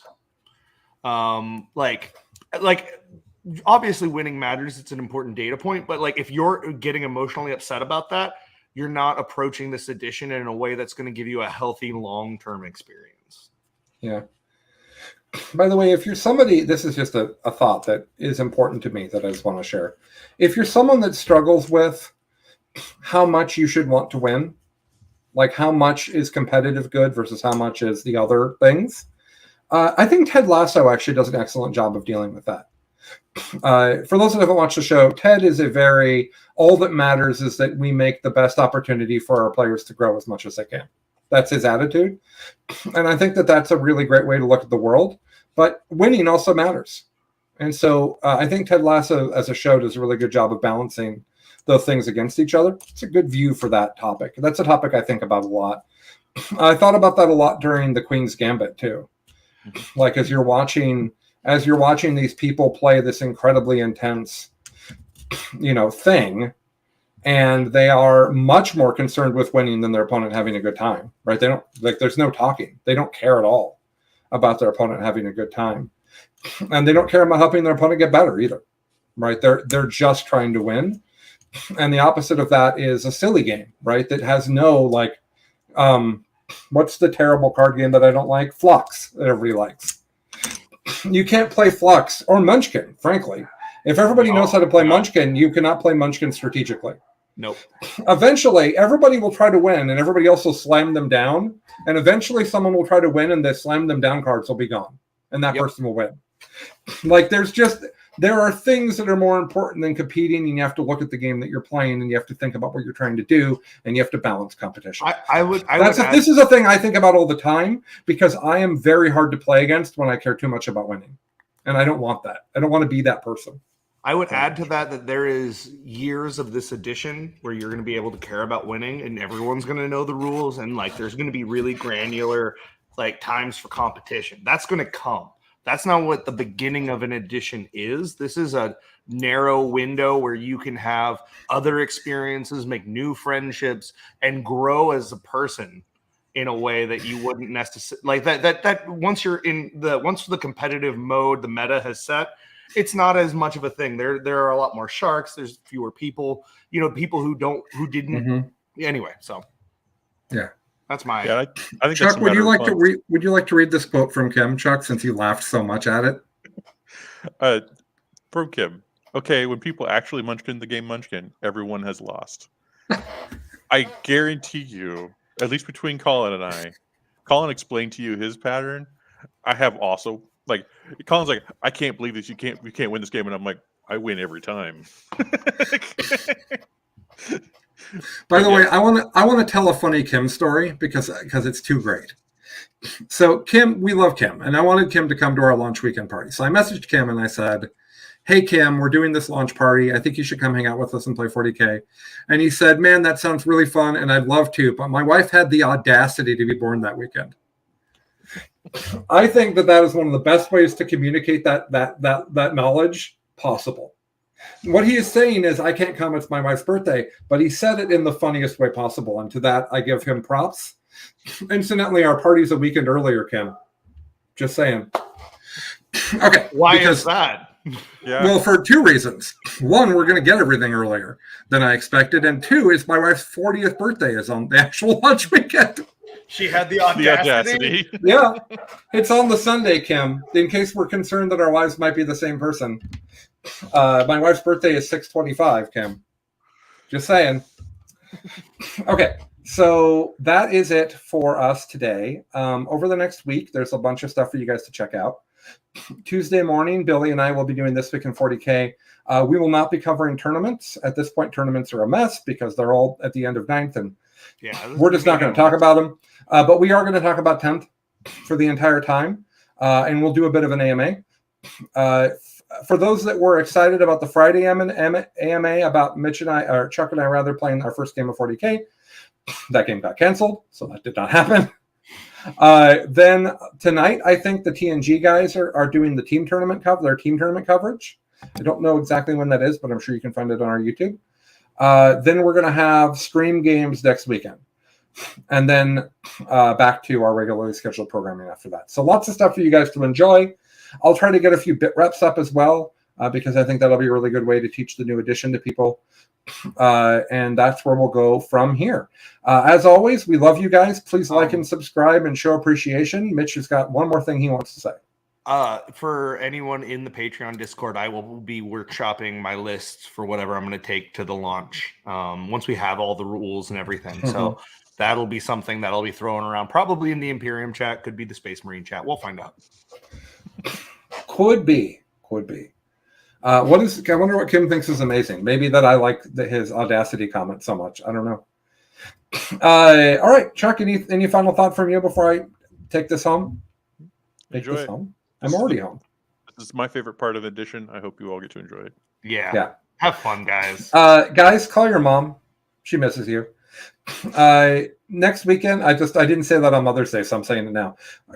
Father's Day is coming up if you want the less important parent to get attention. Anywho, that's, guys, completely jokes. Not, if you don't have a parent, please don't flame me. Thank you, everyone. I hope that you guys have a fantastic time this week and that you just love talking about 40K when you're supposed to be paying attention to your partner. We will be back soon enough. We'll be playing the games next weekend. Come join us in the Patreon and get hype with us. I will build lists with you to your heart's content. And that for Best in Faction, I almost said for this week in 40K. For Best in Faction, he's Chuck, he's Mitch, and I'm calling because someone has to be. And we'll be back soon. Thanks, everybody. Have a great time. We're really excited for all of you. Bye now. Bye. Bye.